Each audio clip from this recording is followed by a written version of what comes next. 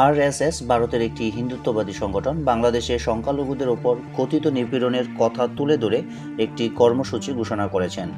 আরএসএস-এর একজন সিনিয়র কর্মকর্তা ঘোষণা করেছেন যে তারা আগামী সপ্তাহে দিল্লিতে বাংলাদেশ হাই কমিশনের দিকে একটি প্রতিবাদ মিছিলের আয়োজন করবেন।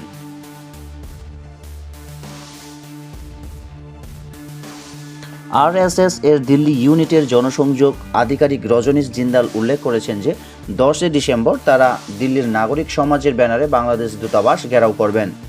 তিনি ব্যাখ্যা করেছেন যে ইভেন্ট চলাকালীন তারা বাংলাদেশ দূতাবাসে একটি স্মারকলিপি পেশ করবেন এবং জাতিসংঘ, ইউএনএইচআরসি, ডব্লিউএইচও, অ্যামনেস্টি ইন্টারন্যাশনাল এবং এডিবি সহ বিভিন্ন আন্তর্জাতিক সংস্থার সাথে শেয়ার করবেন। হিন্দুদের বিরুদ্ধে চলমান সহিংসতা ও নৃশংসতা বন্ধ করার জন্য অবিলম্বে পদক্ষেপ নেওয়ার আহ্বান জানাবেন।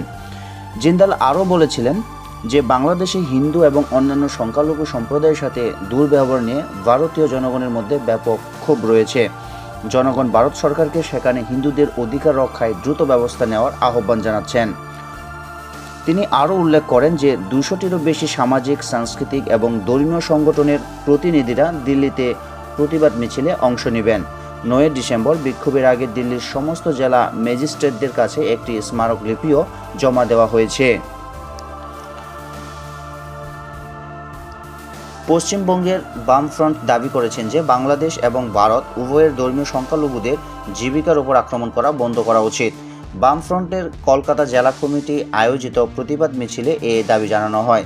তারা দাবি করে যে ধর্মীয় সংখ্যালঘুদের জীবিকা হুমকির সম্মুখীন, যা অবিলম্বে সমাধান করা উচিত। অন্য একটি সমাবেশে বিজেপি নেতা এবং পশ্চিমবঙ্গের বিধায়ক শুভেন্দু অধিকারী হিন্দুদের নিপীড়ন বন্ধ করার জন্য বাংলাদেশের অন্তর্বর্তী সরকারকে আহ্বান জানান।